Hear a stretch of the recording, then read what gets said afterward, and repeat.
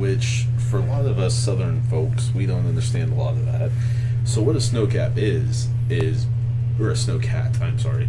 What a snowcat is basically a big snowmobile, like a car snowmobile. So he comes in on that and pretty much is trying to rescue the family, trying to see what's going on, why everything's going like it is, and see, basically how's everything going. And he has a horribly bad feeling.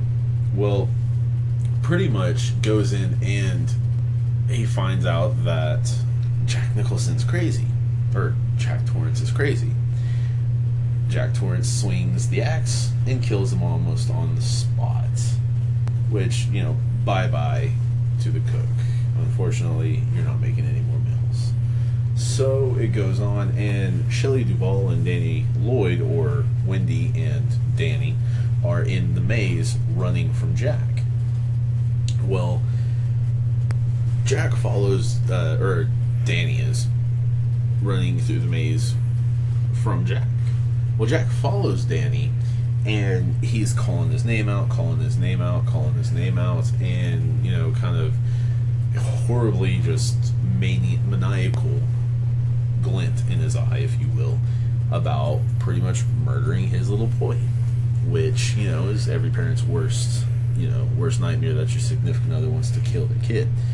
Well, goes on, and eventually he doesn't find the kid. This kid's smart enough to cover up his tracks in the snow, and they get lost in the maze. Yes, that's another interesting fact, that Kubrick just threw the maze in there, and I'm not too sure if I don't think the maze was in the book, but I know King didn't like the maze at all, and Stanley Kubrick would actually laugh at the fact that cast and crew would get lost in the maze, and he would just sit back and basically laugh about it.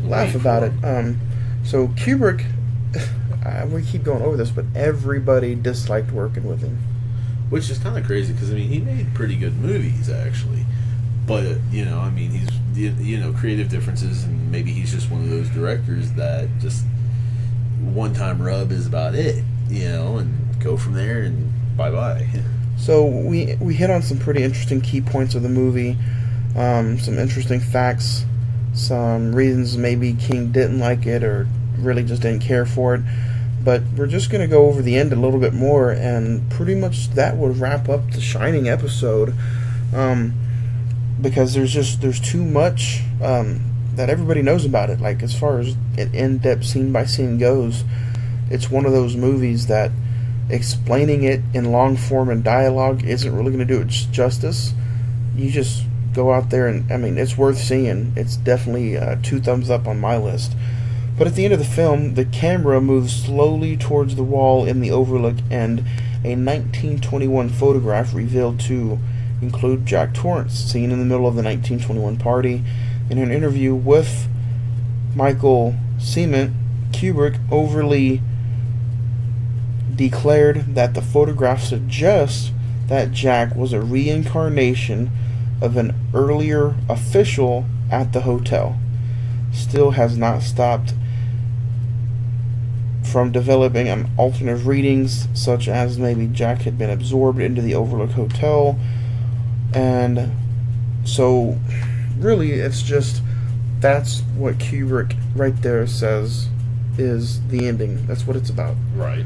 So you can have your fan theories, you can have your fantasy bookings as you will that we use, but Kubrick just pretty much declared that the photograph suggests he was a reincarnation of an earlier official.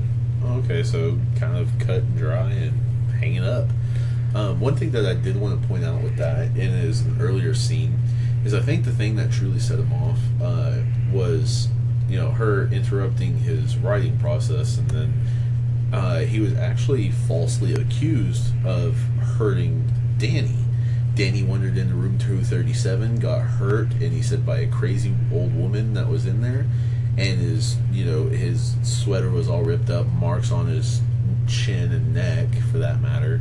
And she asked, did you do it? Did you do it? Da, da, da, cursed at him, and basically pretty much carried around a baseball bat for the most of the movie that you see her in after that, because she thought he had injured the kid yet again.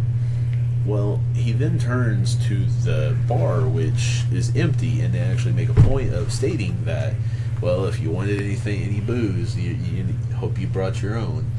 And you know, a actual bartender just pops up magically. And funny enough, the name of the bartender is Lloyd. Well, the bartender serves him and all that, and it just kind of, his insanity keeps growing and growing and growing and growing.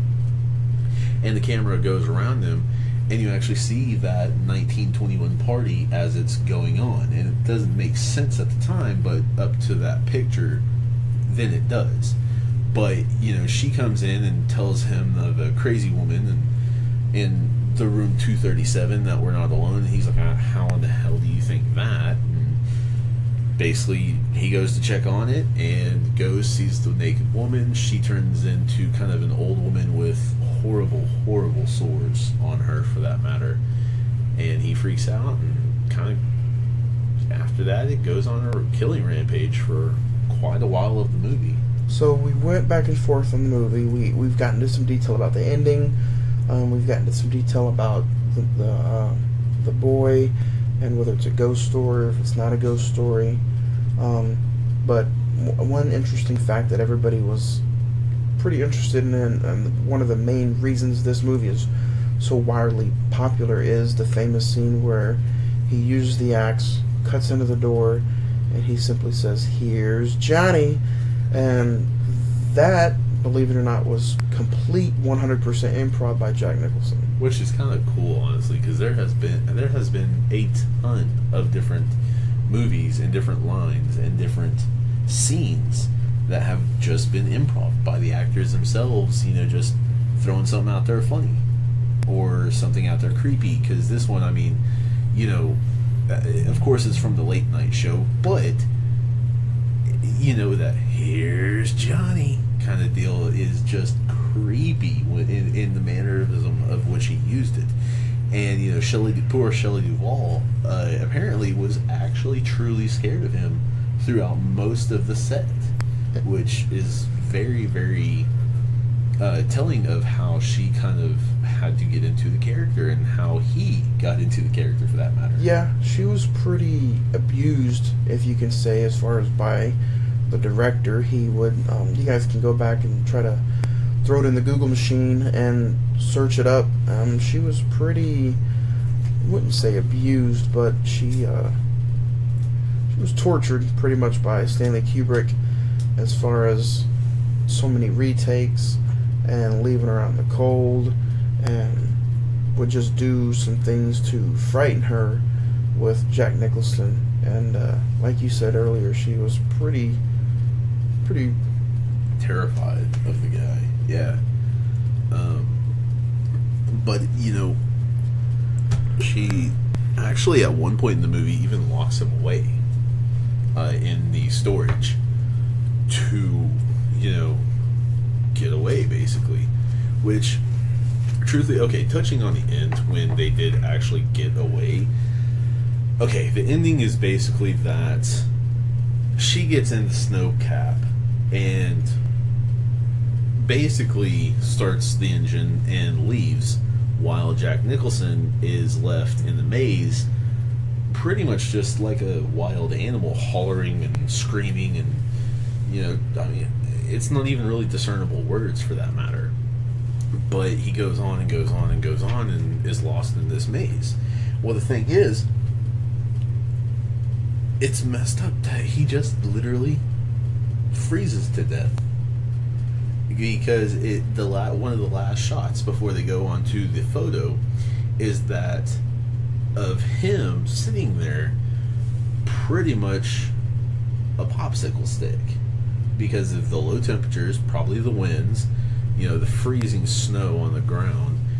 And I mean, he had a jacket on, but not that thick of a jacket at all, because probably didn't plan on going outside to kill his family and, you know, wreak havoc, for that matter, on them. But I mean, hey, you know, you're in the north, you got to prepare. You got to prepare. So we said we would touch a little bit on the Stephen King's favorite version is the made-for-TV miniseries, which is from 1997. It aired April and May of 1997. You can get it on Amazon, Vudu, and it's pretty much almost not the exact same thing, but it's almost a watered down version of the book.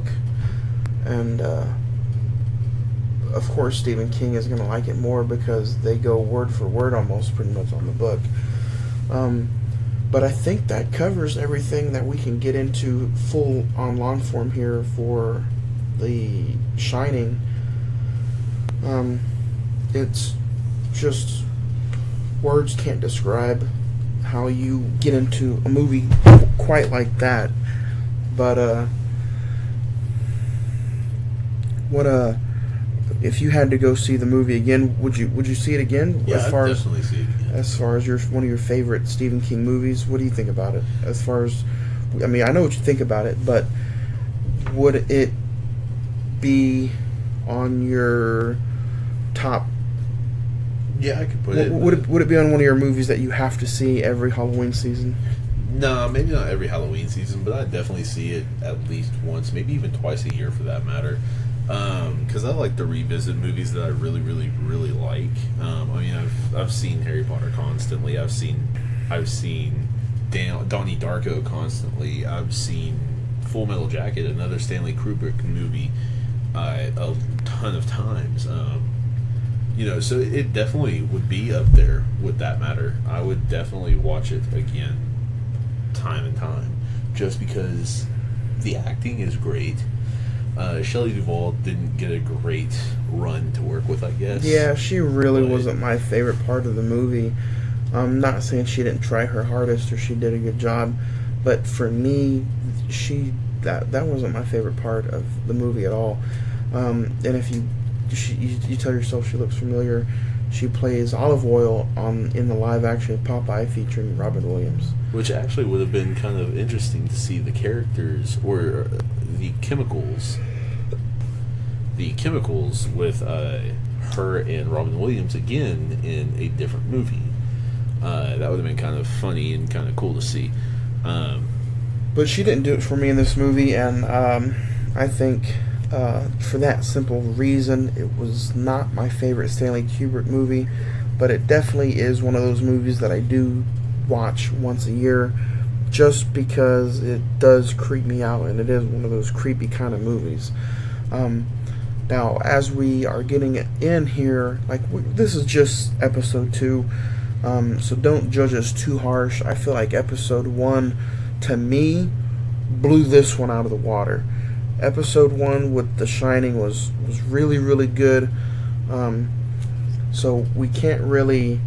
We're just 2 episodes. Next week might blow both of these out of the water. Possible. And next week we are visiting one of my childhood classics.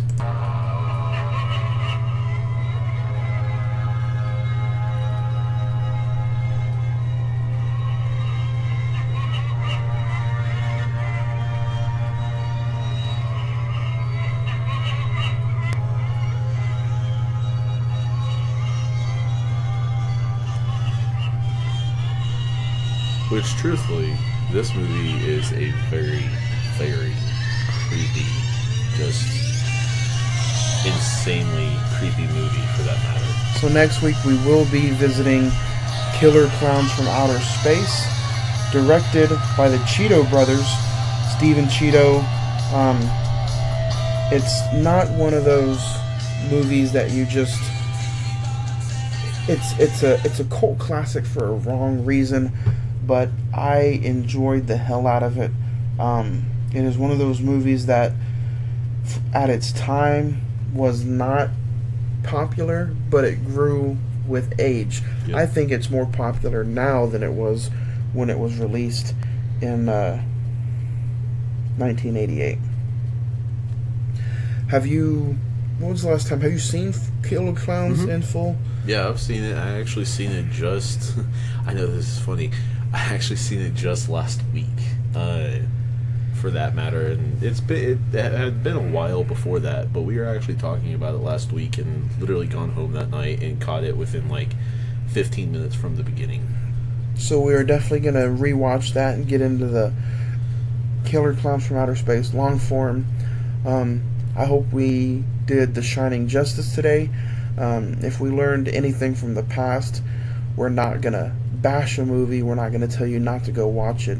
We're going to tell you to go watch it and tell us what you think about that movie by using hashtag The Shining, hashtag The Cine-Men Movie Podcast, and don't forget to find us on Facebook. Facebook search The Movie Reels 405.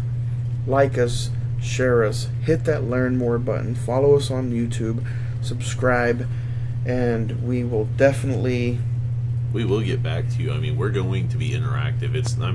A lot of y'all know us personally, so we're going to be interactive. We're going to try and talk to y'all and get to know some of y'all, get to know some of your thoughts on different movies, different genres. What would you like for us to do next? What would you like? You know what I mean? Because honestly, we have a few different plans even leading up till Christmas time. Oh yeah. Honestly, one of my favorites would be, Tim Allen's Santa Claus. And not only are we going to do some Christmas movies, we're gonna touch up on some Marvel. We're going to touch up on pretty much anything that is relevant, even if it's not relevant. But I still want to get a good following going, and I do want to throw up a poll, just because I want you guys to be interactive, and I want you guys to care about what we're going to cover. So, like we said, we got Killer Clowns coming up next week, and then September 28th, we will be dismantling and dissecting everything Texas Chainsaw Massacre. Oh man, that one's going to be a very long one right there. Oh yeah, we are definitely going to do the research and get in long form on Texas Chainsaw Massacre. Okay, since there are so many different versions of that one, which version will we be covering? We are going to be doing the original Texas Chainsaw Massacre, the 1974 Texas Chainsaw Massacre, directed by Tobe Hooper,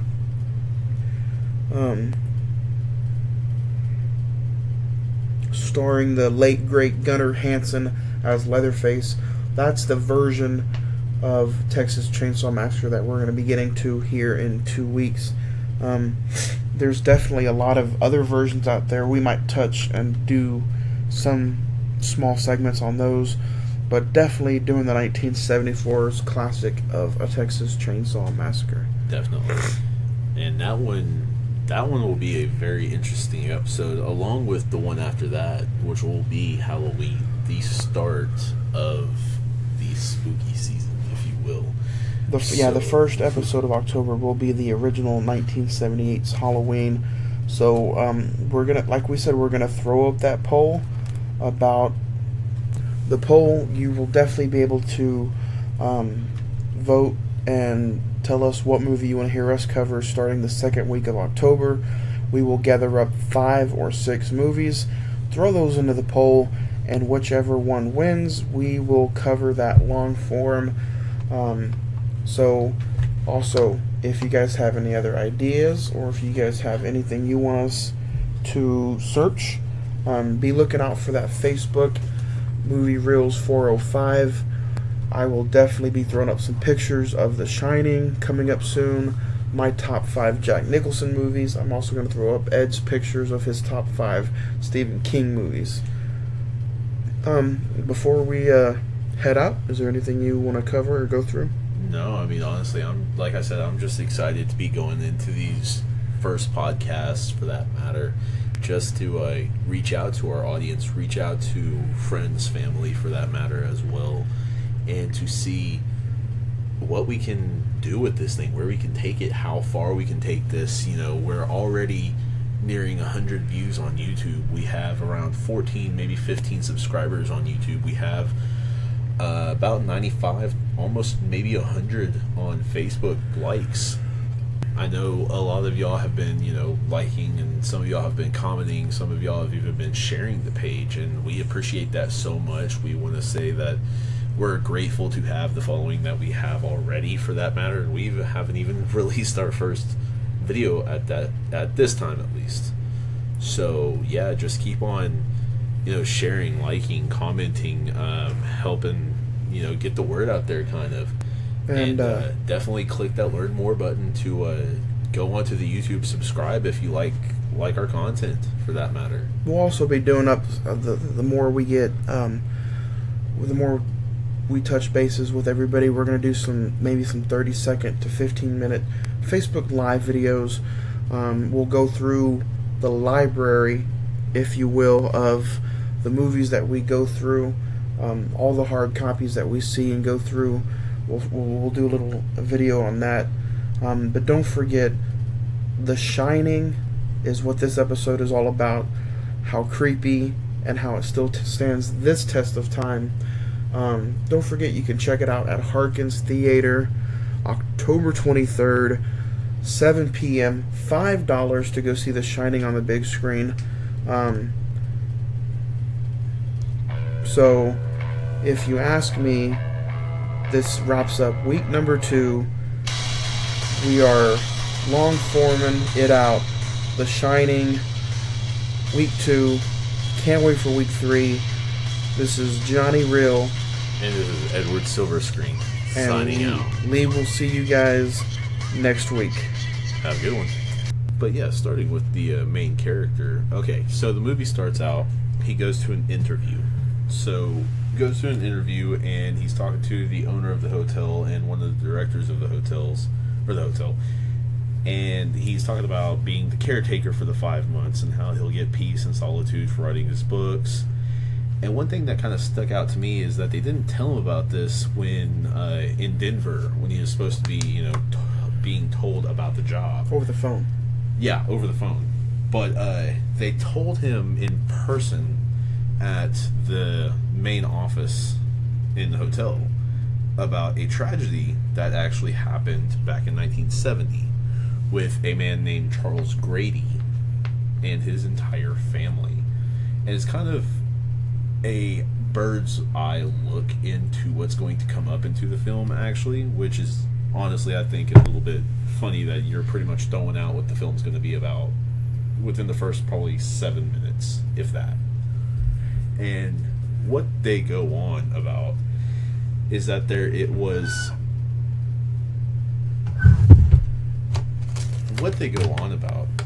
was actually a murder in the hotel around 1970. And with that murder, he basically had cabin fever, what you were talking about earlier, for that matter, and kills his entire family.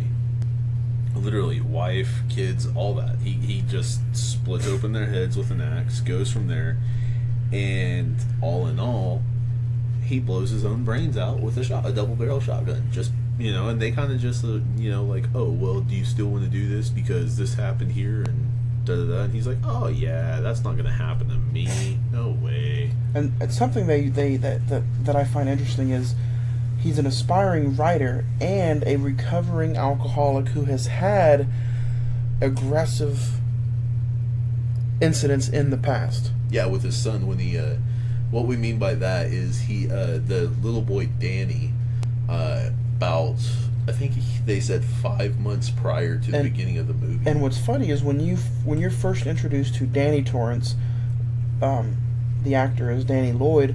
Danny possesses the Shining, a psychic ability that includes him seeing the hotel's horrific past, and he pretty much already knows what is going to happen and what his future lies within the first few minutes. And his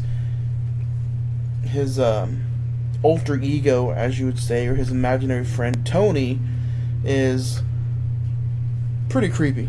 Yeah, they introduce you to a little side character, you could say, named Tony.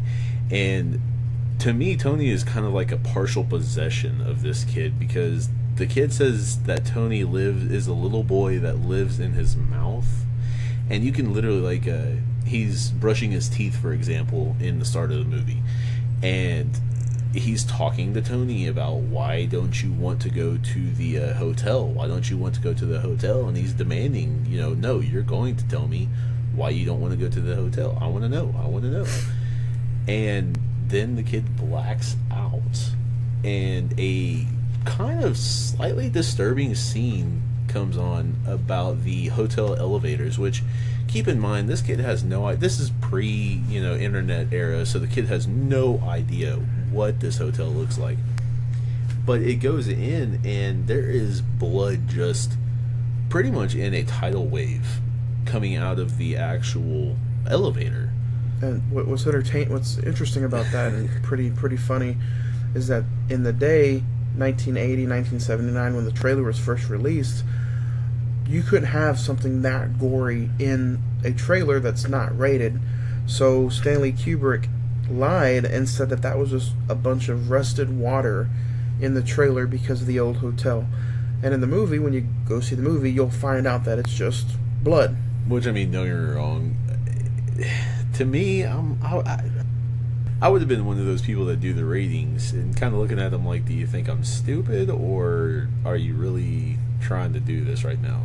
Like, to me, he had to buy someone off, because there's no way in my imagination that would be rusty water, for that matter. Now, we're not going to break this movie down scene by scene like we did last week with Psycho. It's just too long of a movie. Yes. It's a classic movie. It's a great movie. And we'll touch up on some interesting nitbits and some of our favorite scenes here and there. But it's widely one of the greatest American horror films ever made. Martin Scorsese didn't direct it, but Martin Scorsese ranked it one of the 11 scariest horror movies of all times. That's a big foot right there. That's a big shoe to fill. But yeah, so... And then you find it interesting, the budget for this movie is $19 million. Okay, so not too bad. We're going to touch some bases. Last week when we talked about Psycho, Alfred Hitchcock's budget was $800,000 in 1960. So not even a dime of what this is. 20 years later, 1980, the budget is $19 million, and at the box office, it made $44.4 million at the box office. Which, okay, I want to touch on that for a minute, because you say 19 to 44. Okay, 19 million budget, 44 million made. With Psycho, you have, and this is still in that area, $800,000 budget, but $50 million made. That's pretty crazy, I mean, honestly. So going into some of the movie, the starting scenes, this is, Charles Grady is noted as the one who did the murders in 1970. They said he had cabin fever. Funny enough is that they start, I think it was on a Tuesday, if I'm not mistaken.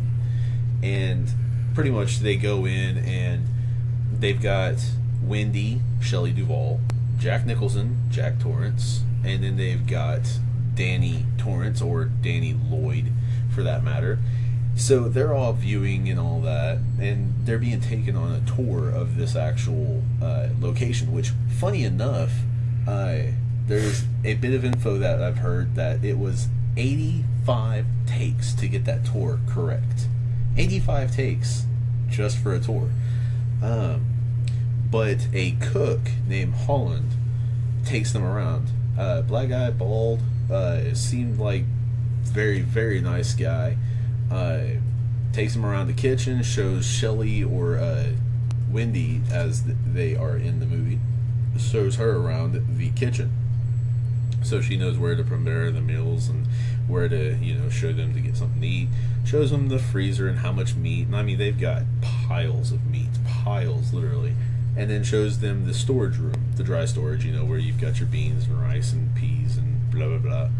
Well, they go on, and there's a point where they take Wendy and Jack and take them off to view another part of the hotel, and they leave Danny with Holland. What I find interesting about this scene and why I'm bringing it up is because Holland apparently has the shine or the shining as well. And what they mean by the shine is that it's a power, an ability, if you will.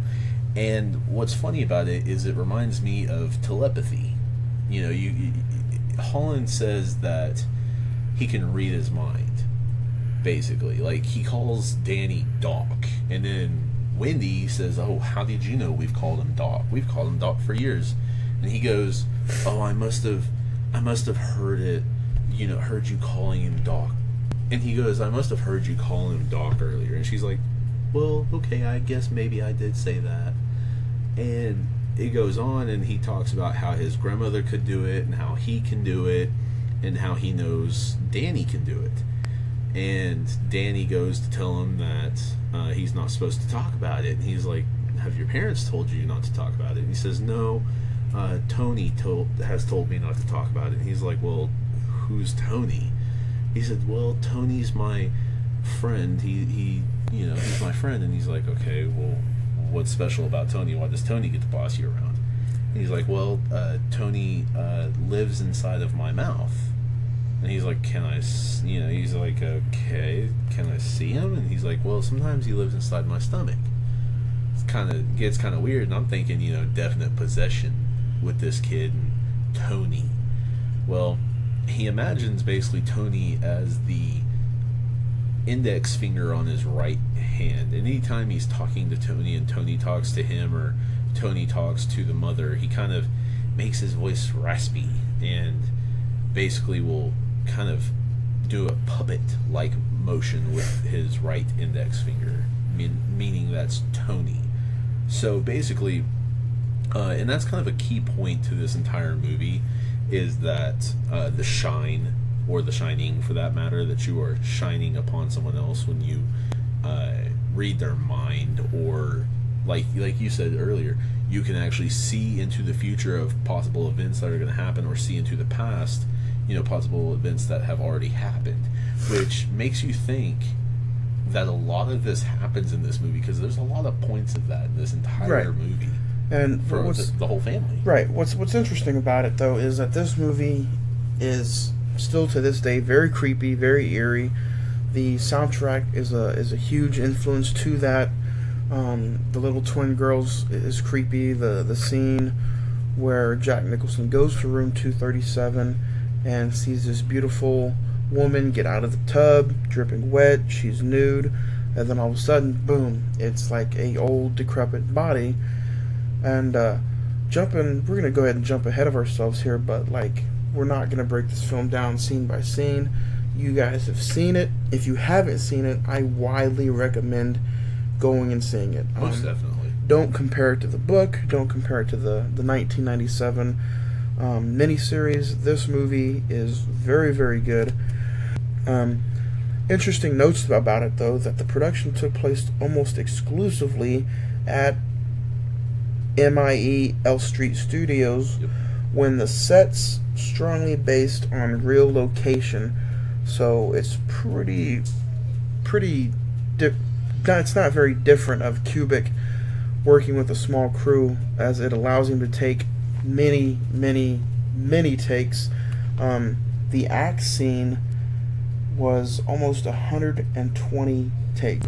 So getting back and touching bases with some of the actors who was going to play Jack Torrance was interesting. I find it pretty interesting that some of the Kubrick's first choice of the role, Jack Nicholson was always Kubrick's first choice for the role. He fell in love with the way he just did the audition. He enjoyed Jack's audition. He enjoyed his tapes. He was automatically the first choice for that character. Other actors considered included Robert De Niro, who he claims the film gave him nightmares for a month, and then Robin Williams and Harrison Ford, all whom met with Stephen King's disapproval. Huh. Which, honestly, the Robert De Niro, I think, would have played pretty good, but the Robin Williams is a little interesting, to be fully honest, because I couldn't really picture him doing many horror movies, if not really any, for that matter. But, hey, I mean, that's why Jack Nicholson did eventually get the part, 100%. Another interesting note here, it's pretty interesting fact that The Shining was among the first half dozen films after 1976, Bound for Glory, Marathon Man, and Rocky, to use the newly developed Steadicam, a stabilizing mount for a motion picture camera which mechanically separates the operator's movement from the cameras, allowing smoother tracking shots in the operator moving an uneven surface. So this movie was Stanley Kubrick, though, if you look back at most of his movies, he is always one step ahead of everybody else as far as the technology goes. Trying to innovate. I see that. One interesting fact that I've seen that they pointed out in the movie is that apparently they said the hotel was erected on an Indian burial ground, which, I'm sorry, always spells trouble. It's always a bad thing to do anything on an Indian burial ground because of the spiritual land, for that matter. It's always a bad idea because it's going to bite you in the ass. So, apparently, they started construction in 1907, and they ended up having the hotel open in 1909. And then, like I said, there was the murders in 1970, and this is about 1980. And like I said, this is about 1980, for that matter, going in.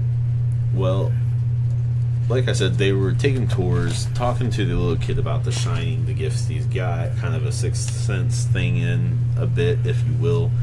And then, pretty much, Danny starts actually going through the house and getting kind of settled, and he eventually sees the 1970s murders. Which, I mean, I'm sorry, but for a kid, that would be horrible to see.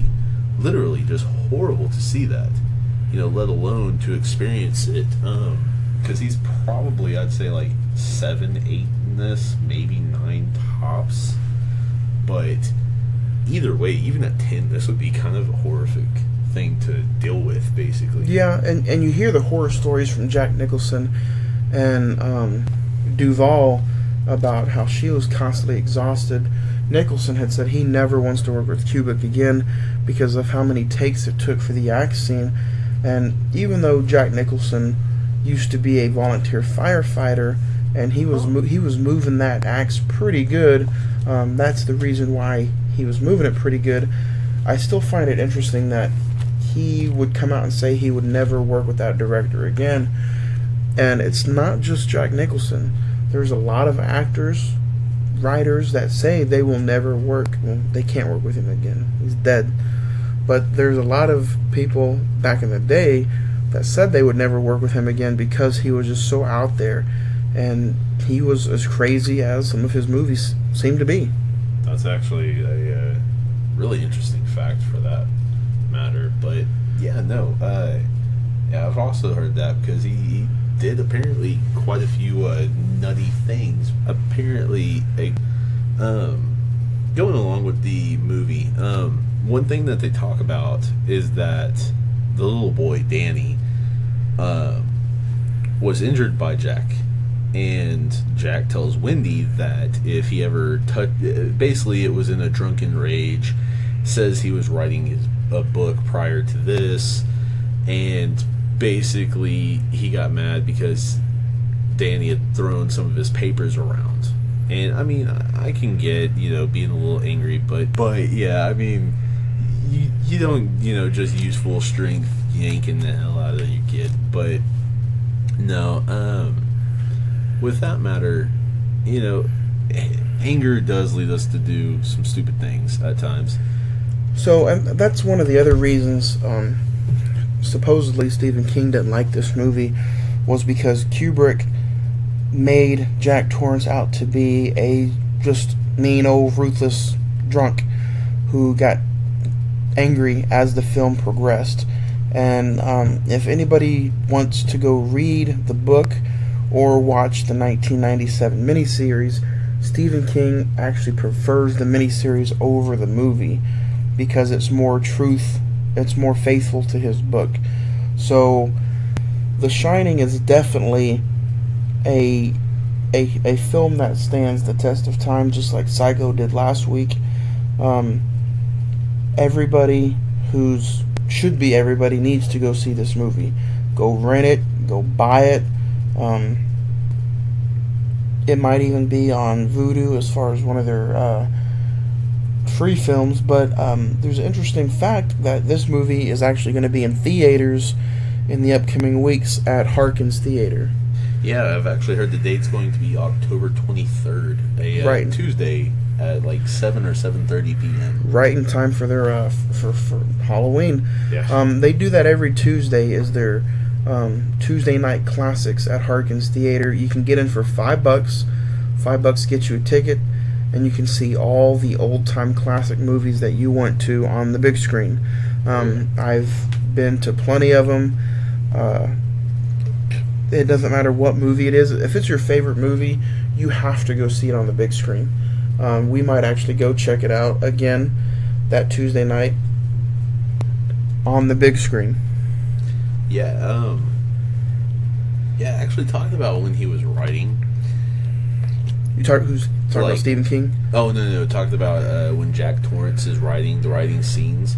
His mood, even in the early days, because I think, it started on a Tuesday, and I'm pretty sure they said it was Saturday, one of the days he started to write. And, getting acclimated and all that to the actual new environment and going from there.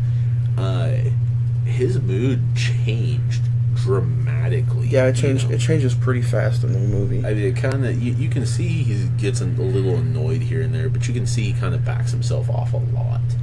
But when he's writing, like he was cussing her out, telling her when I'm writing, when you hear this typewriter, typing and all that, what do you do or don't when I'm here? You leave me alone and all kinds of different things, and it was just kind of a huge, change that you could already see he was affected by whatever is haunting or taking place in this hotel, which this I've found to be kind of a not really in your face ghost film, if you will. It's supposed to be portrayed as a haunted environment, but let's get to the ending.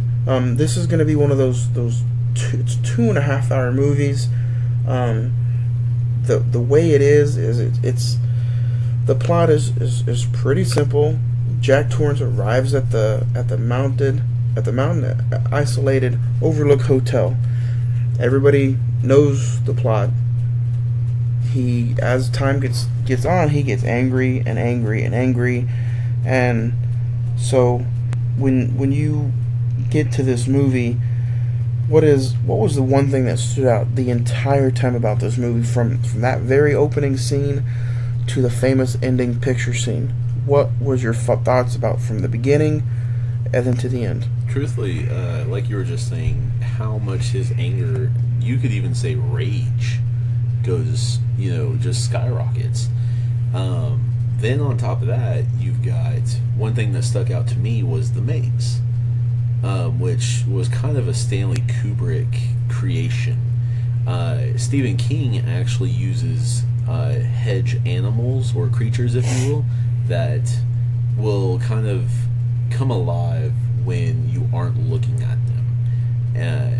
Actually, there's been shout outs to Doctor Who from that, for that matter. But the maze, to me, kind of was pulling in a lot of the film. As in, I knew something from the get-go. Once they gone to the maze and said, oh, people will get lost in there for hours and hours, I was like, something's got to happen with that maze. To me.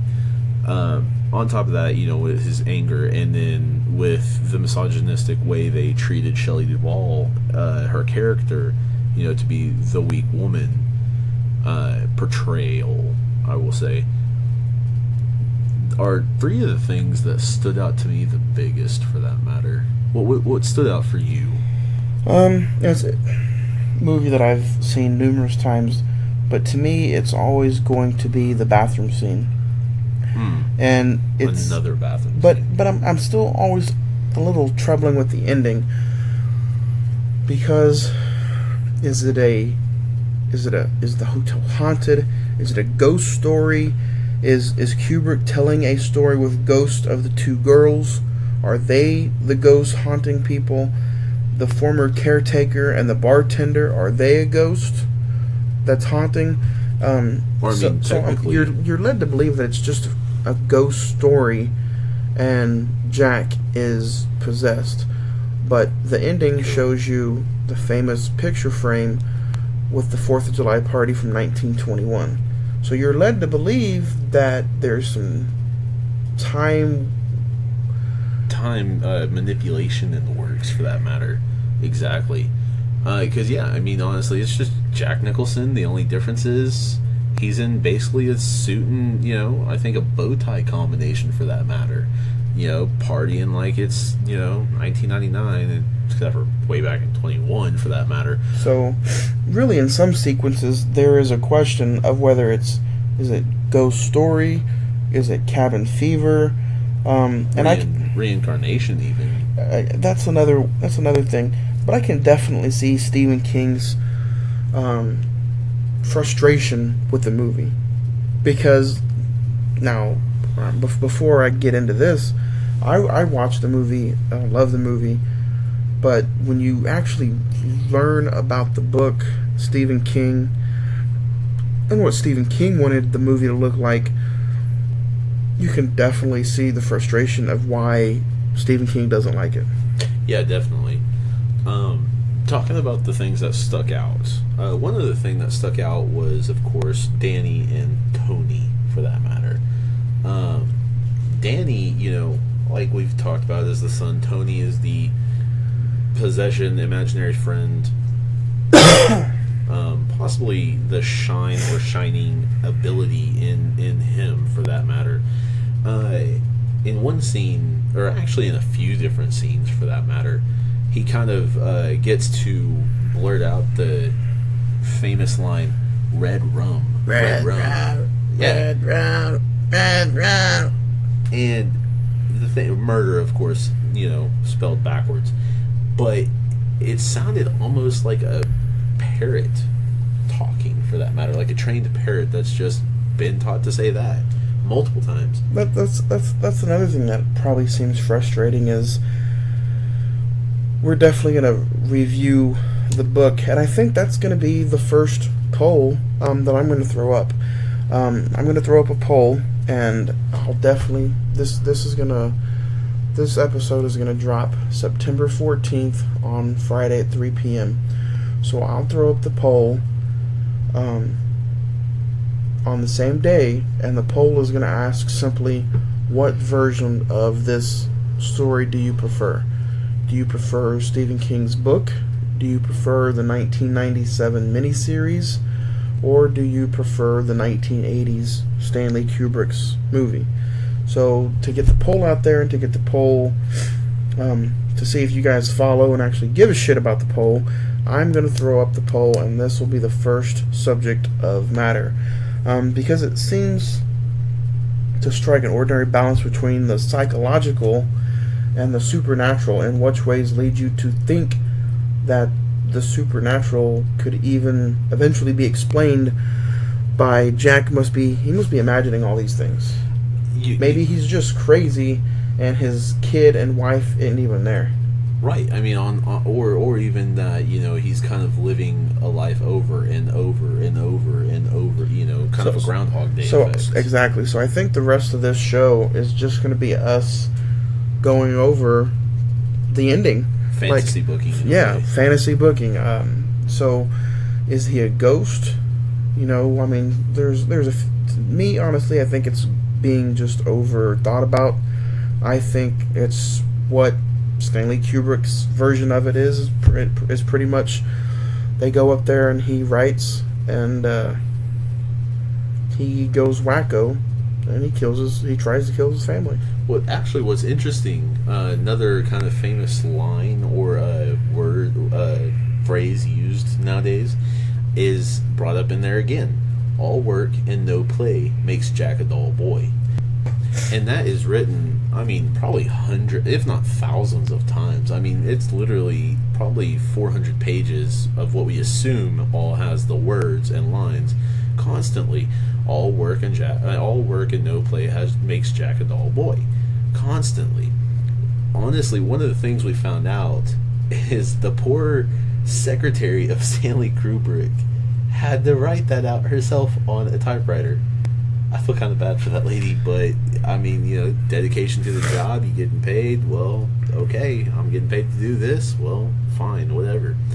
But no, I do think it was kind of a crazy ending, because, okay, the cook, like I said, has the shine as well, comes back, and because he, just has this huge, horrible feeling, and he tries to get, the Rangers to get in touch with them by radio, where, they try and get in touch with them by phone, can't do it, because, I mean, under feet, I mean, not inches, feet of snow, it's going to be extremely hard, even with landlines. On top of which, you've got the cook coming in what's called a snowcat. So interesting enough, I didn't know this, but Stanley Kubrick is an official pilot. So the way the Shining opens is possibly him flying the actual helicopter or whatever apparatus they used. It's pretty cool. But interesting enough, Stephen King actually got the title for his novel from a John Lennon song. Oh, okay. That's actually pretty cool. A little cool fact right there. He hated the movie, though. I can't see... And so, some of the small details about him hating the movie is really about the way Stanley Kubrick portrayed Wendy Torrance in the movie. Shelley Duvall's character. Yes.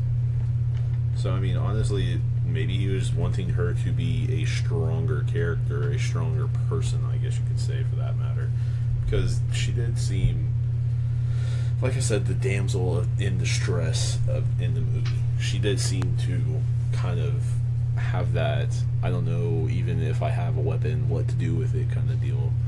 Which was a little bit shocking to me, but that's just how they played it out. Simple as that. I can't really stop it. And I've also seen that he stated that he really dislikes the movie also. Stanley Kubrick pretty much just took his novel and changed it too much. But something I got to get into is, like, did he not read the screenplay or the script before Stephen King was like, okay, yeah, you can make a movie off of it?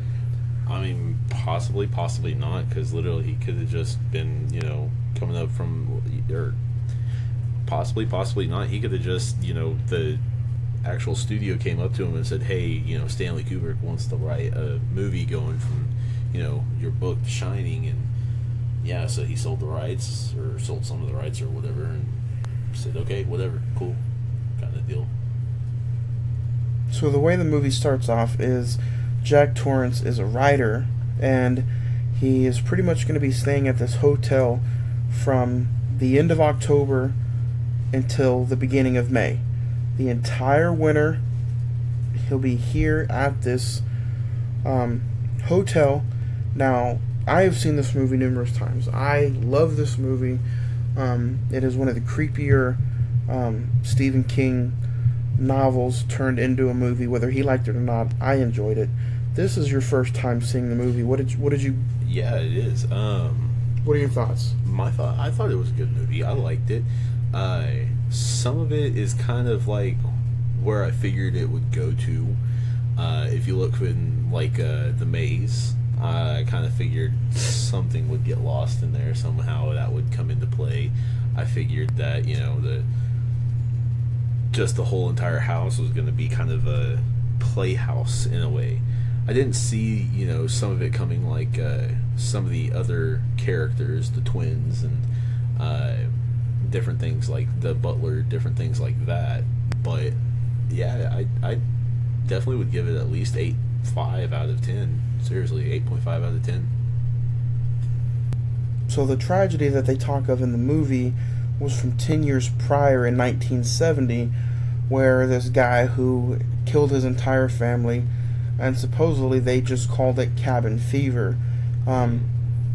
Sounds a lot like the Amityville Horror. True. I mean, you spend way too much, because like you said, they're in the dead winter. They're supposed to be in what is Colorado and basically the Rockies. And honestly, with that, you've got to figure those guys, those ones get tons of snow. And I mean, we have bad winters sometimes here in Oklahoma, but those people get tons of snow, literally to where cars are not able to go in or out at all. And you might kind of lose your mind, even in a big hotel, being stuck with the same two people for 5 months. He thought, oh, this is, when it opened up, he thought, oh, this is going to be a piece of cake for me. It's going to be great, possibly, bunch of quiet time and solace and peace and all that for me, but it didn't turn out that way. One other thing that I wanted to mention, in a lot of Stephen King novels, the main protagonist is a writer or a journalist of some sorts. Now, in most of the Stephen King movies, kind of give us a little feedback. Who in these movies are writers? Basically, the main person that it's talked about, Bill Denborough. Right here, you've got Jack Torrance in The Shining. So, I mean, those are just two examples for that matter. So, the main character in the book is kind of modeled after himself.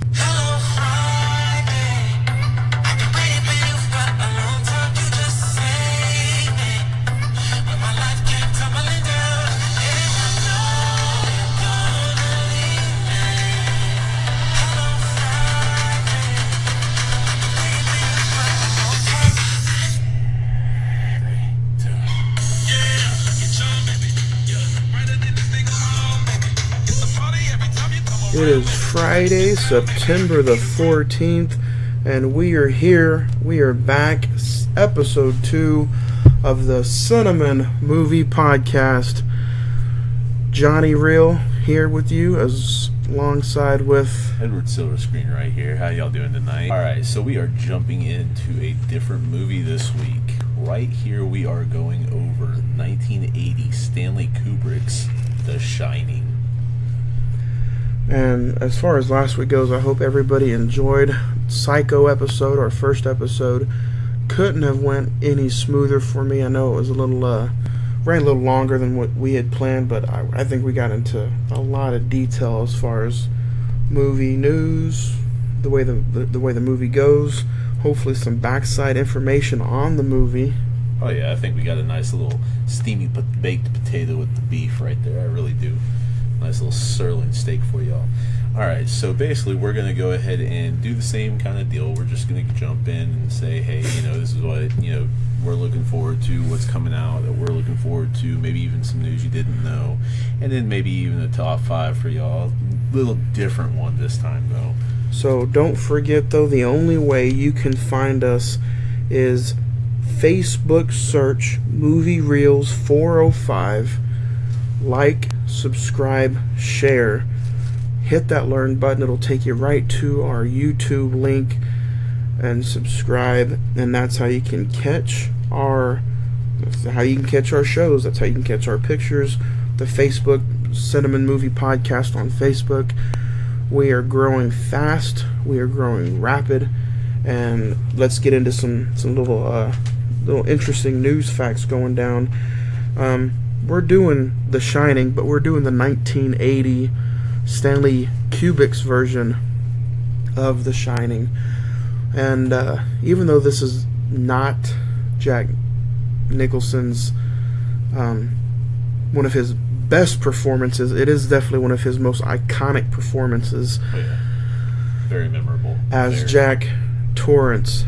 This definitely is something that Stephen King did not like. And it's a little unfortunate on that. I mean, honestly, even just why he didn't like it for that matter, because I thought it was a pretty good movie. Although, I mean, you know, if they made some of the changes, I'd be a little bit upset. Part of the biggest reason, honestly, and which I thought a little weird, was how misogynistic they actually thought Shelley Duvall's character was. Which, I mean, I guess I can get, because they did make her kind of, you know, the weak damsel in distress, can't really do anything or fend for herself kind of deal, which was a little downsizing her, I think. But yeah, he definitely liked the way he didn't like the way she portrayed herself as the character. And we'll get into a little bit more of that later on. But sorry if I sound a little different this week. I'm a little under the weather, coughing, sneezing, sniffly, just right before winter time, I guess. Oh yeah, all those changes. So like I said, that top 5. All right, so let's hear yours first. What do you? So we are doing a different top 5 this week compared to last week. Last week we did our top 5 horror movies as far as getting into the horror season. We just went out. We did top 5. Mine ended with Halloween as my number 1. This week we had a little bit of a debate. We couldn't really decide on what to do as far as top 5. So with what kind of movie we're getting into this week, I'm going to do my top 5 Jack Nicholson performances. Ed, what are you doing in your top 5? I'm doing my top 5 Stephen King adapted movies, for that matter, that I like. So basically, you know, just trying to throw that in there. I've got some honorable mentions, because I picked the ones I liked the most, and then a couple honorable mentions that I thought, you know, were very, very good, but just weren't all as much as the other 5 I've got. Sounds good. What do we got for us? All right, so the top 5 I've got, and this is the 2017 version. I still love the 1990 miniseries version, but the 2017 is my favorite. I cannot wait for the 2019 September release of It Chapter 2. So yeah, It. Loved that, literally. And the second one I've got to say for myself has to be Pet Sematary. Very creepy, just, oh man. I think that's a pretty good movie, personally. After that is a little bit not really truly known. Secret Window with Johnny Depp. I thought, oh man, when my dad got that and I watched it for the first time when I was a kid, that was a little mesmerizing for me. It's a good movie. One that's kind of a classic, Children of the Corn. Okay, don't get me wrong, a whole little basic village kind of religious group of kids that just murder you if you're an outsider. Oh man, puts a new spin on Amish. Then the last one of the top 5, of course, is The Mist. You know, I mean, I can't really think of Fog without, you know, just the fog. The Mist is that kind of movie that will straight up kick you in the balls at the end of the movie. Yes, oh my gosh. Not to mention... No, don't want to spoil it too much, so if you want, just go out there and watch it. I promise you'll either shed a tear or just, like, your heart will drop something. And if you're a Walking Dead fan out there, it's pretty fun to find all the characters from season 1 of The Walking Dead in that movie. There you go. So the honorable mentions I was talking about, of course, Carrie. I mean, Stephen King, Carrie, come on now. Shawshank Redemption, another great movie. The Green Mile, of course. Can't go wrong with The Green Mile. And then Misery. Misery's just kind of like, honestly, I'm going to kind of compare it to this one. A little too real. It could truly happen. I mean, Children of the Corn, yes, maybe, but not really. Secret Window, somewhat stalker type of movie, I guess you could say. But, but yeah, Misery could truly actually happen. So that is my top 5 with a few honorable mentions there. It's a good top 5. I couldn't put the Stephen King into a top 5. That's just I enjoy all his movies. And then Stanley Kubrick, I couldn't do as well, so I think I went ahead and I did my top 5 Jack Nicholson performances. At number 5, I have Chinatown. Who doesn't love mobster movies? Number 4, I have The Shining, which we're covering today. Jack is just too creepy and is all over the place during The Shining. Number 3, I have Batman. Anything Batman I have is in my top 5. Yeah, I know. Jack Nicholson to me is one of the better Jokers. Certainly was a memorable performance for that matter. Number 2 I have coming in is The Departed. Oh. Back going to a mobster. He is just a big, mean, old, ruthless fucking mob guy. And not only that, you've got DiCaprio, you've got Wahlberg, you've got Damon in there. Those all 4 of those actors. It was just such a is it this way, that way, left, right, up, down kind of movie. It was amazing. So going on. And if anybody who knows me, The Departed to me is my. Everybody's always asking what my favorite top movie is, and if I had to choose one A and one B, one of those is definitely The Departed. That's how high it is on my list. And number 1, my favorite Jack Nicholson performance of all time is One Flew Over the Cuckoo's Nest. That is the greatest movie that I've ever seen Jack Nicholson in. He is crazy, he is kind, and not to mention the cast is unbelievable. It stars Danny DeVito. Okay, that's a pretty big one. You have Jack Nicholson, Christopher Lloyd, and Brad Dourif. So, sounds like a solid cast to me. So, if you haven't seen One Flew Over the Cuckoo's Nest, I definitely recommend it. So, that's our top 5 this week. And as we getting ready to get into horror season, our Facebook is growing. Facebook search us at Movie Reels 405. In the next coming weeks, we will definitely have a poll for you guys. So we won't be picking the movies anymore of what we cover. It'll all be decided up to you. As the more we get going, the more popular we go. But like I said, today we are covering The Shining. And as we get ready to cover that long form, we are getting ready to get into the big box office season here right before Christmas.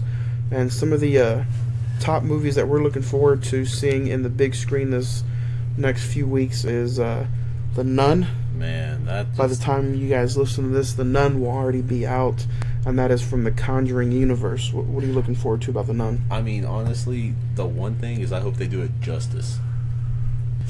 Because if they don't do it justice for me, basically, I mean, I want that movie, I want to walk out with, not to be disgusting, but soiled underpants. I mean, that movie is going, the trailer is just fantastic. And on top of that, even going back into the Conjuring movies themselves, that actually puts The Nun in a huge kind of world and a big reputation to live up to. And it's going to be kind of fun to see where her origins, hopefully, at least, lie. At least owing that to the poster, for that matter, showing, the half alive and half dead aspect of her. Another one I'm looking forward to, actually, and I know this is more of a Christmas movie and kind of more animated, but The Grinch. I mean, I'm thinking that one might be pretty funny, might be pretty good. Benedict Cumberbatch. I did see the previews for The Grinch, and that's definitely one I'm going to be checking out. Love The Grinch, love Christmas movies. Oh yeah. So also coming out in a few weeks. By the time you listen to this, it'll already be out. The Predator. Yes.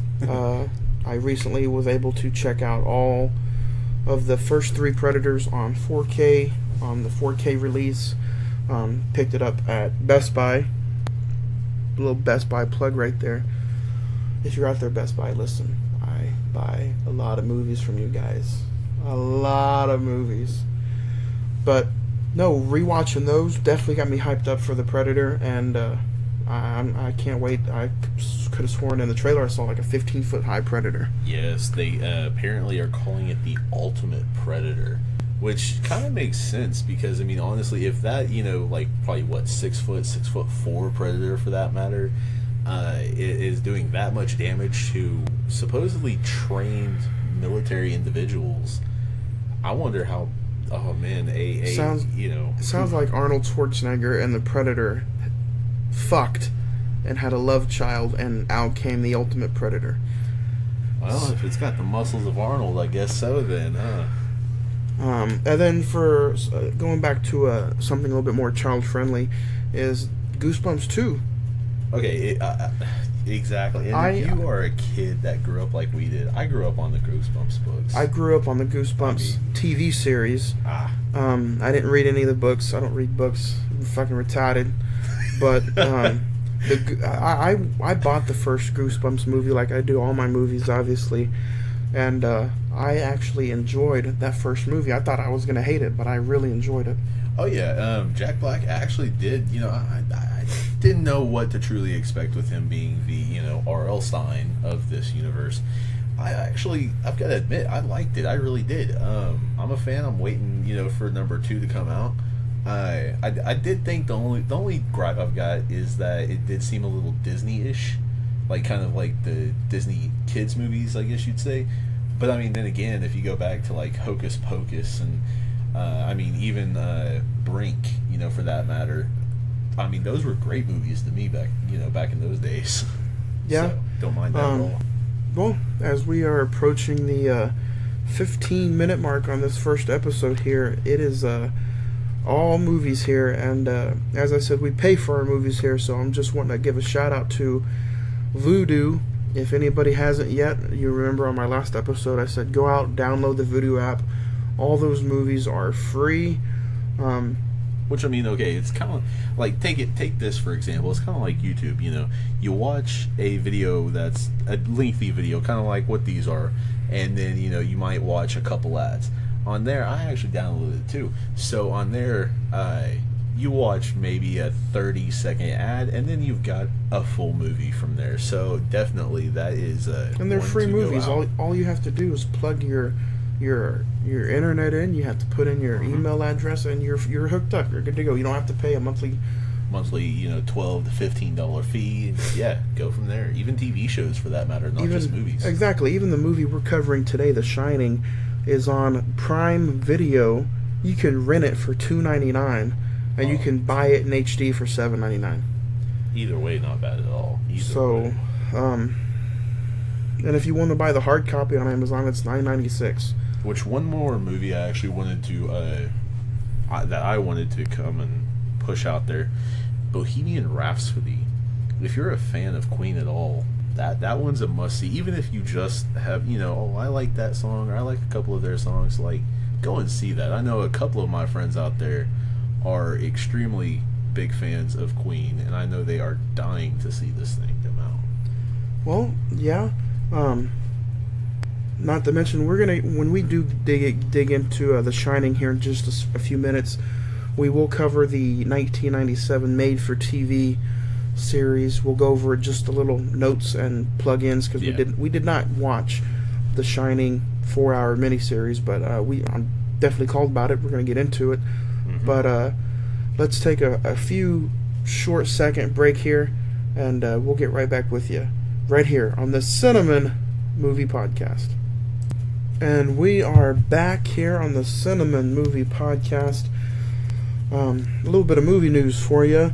Yahoo Movie Entertainment ranked their top Jack Ryan actors. Oh, yeah? I don't know if you've seen any of the Tom Clancy's Jack Ryan movies. I have not actually seen them, no. I don't know if anybody cares, but I thought it was kind of interesting that they did rank him 5-1. Number 5 being Chris Pine. Number 4 being John Krasinski. I guess that guy from The Quiet Place. John Krasinski. Yeah, he actually, if you don't recognize that name, he is off of The Office as Jim. He is off of A Quiet Place as the dad and director and producer of that thing. And he's actually coming into a few different movies. Well, the new Jack Ryan that they're doing with him in it is a TV series, but it's getting pretty good praise. Number 3, they put Harrison Ford up there. Oh, there you go. Number 2, Ben Affleck, and number 1 with Alec Baldwin. Ooh. So those are your top 5 rankings of the Jack Ryan, Tom Clancy's, put out by Yahoo. So if you guys have a problem with that, don't send no hate mail to me. That is all Yahoo. Also in other news, Chadwick Boseman. Yeah, Black Panther. He wants Black Panther to win an Oscar. Right, I mean everybody does. He is more than likely going. He is pushing for that movie come Oscar season, which we're only a few months away from Oscar season, and we will definitely review and have a whole month filled with Oscar movies, last year's Oscar nominees. We'll start that probably right around Christmas time. And then Top Gun Maverick is pushed back to 2020. Oh, wow. So, okay. A little bit more of a wait for that. But so the original crew's coming back. We will definitely go over the original not too long before we get ready to go watch the new one. Pretty much, yeah. And then you were talking about A Quiet Place. They did release that A Quiet Place 2 will be out May 20th, Definitely 2020. 2020. So it's going to be interesting. Are they going to do a prequel or just a direct sequel? Or honestly, even just tell, the origins of where the happenings or the subject came from or took place, for that matter. Because that's one thing I wondered. I know it was in news clippings and all that was in the background, and very, very little was told. But Krasinski, come on, man. Release what in the world happened. Why what happened with this? Like, what happened with that? What do you think happened? I mean, that's a movie we're going to cover here pretty soon. As far as, do you think those things were what do they refer to them as in the movie? Pretty much they're aliens. I mean, honestly, it's kind of like an Independence Day thing, to where alien race comes to us, and pretty much, I don't know if it dropped off, soldiers, dropped off prisoners, or what, but it dropped off a lot, and I don't know if they've, dug in for years now, or if it's just been that way for maybe a year or two. But yeah, they're aliens coming, and pretty much they're going after anything and everything that literally makes a sound. So be careful if you're talking, if you sneeze, cough, whatever it is, you would be pretty much hit by a 600-pound linebacker going at 35, 40 miles an hour. Seriously, no joke. They are hard, fast, strong animals or creatures. Well, let's get into what brought us here to the dance is The Shining.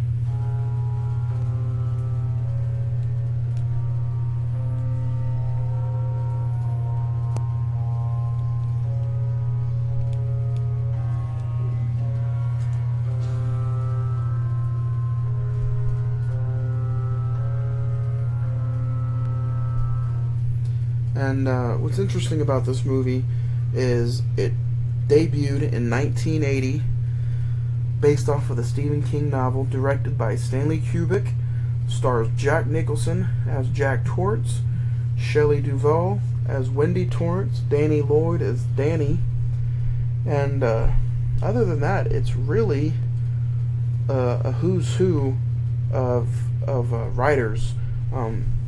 I heard that they did use some of Stephen King's input in the movie. Other than that, Stanley Kubrick did the screenplay. Diane Johnson did the screenplay. From what I hear, Stephen King and Stanley Kubrick did not simply get along. Oh yeah, I've heard a lot of that. It's kind of a shame, to be fully honest, on that. But, I mean, creative differences, simple as that. That's all you got to really put that on. But one of the small actual points that I heard of that I thought was the weirdest thing ever is the room number. Because in the movie, you're going by and they keep talking about room 237 or 237. And apparently in the book, it's 217. So we're not going to skip over anything, but you bring up the room number. What happened in the room number? What is... Honestly, it is a very petty, small little thing. Okay, the hotel that they filmed at, basically, didn't want people to become afraid of room 217. So what they did is just change it to 237 because they simply didn't have a room 237. Which, honestly, I think maybe even that room 217 scare-a-thon or whatever you would have brought customers in simply just because we want to stay in the, Stanley Kubrick The Shining room and, get scared or see if anything happens or whatever. I mean, honestly, that would have been cool. So did they film on location? Where exactly? What was the name of the hotel that they filmed at? I know it was called the Overlook in the movie. Anyway, the Shining is a family heads to an isolated hotel for the winter, where an evil spiritual presence influences the father into violence, while his psychic son sees the horrific forbiddings from the past and the future. Now, we're going to touch on that in just a little bit, but we'll go right back to the hotel. Alright, so the actual hotel, the outside, and what they basically filmed upon was the Timberline Lodge Hotel.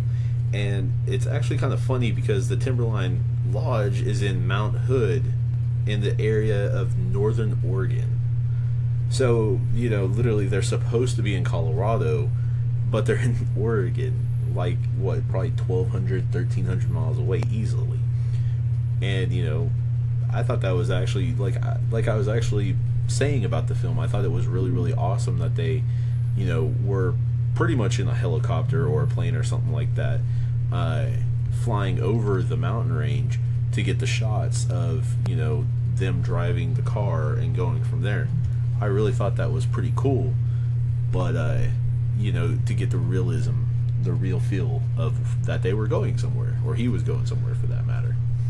So the movie starts off with a beautiful scenery helicopter over the top, the shots, and it looks amazing.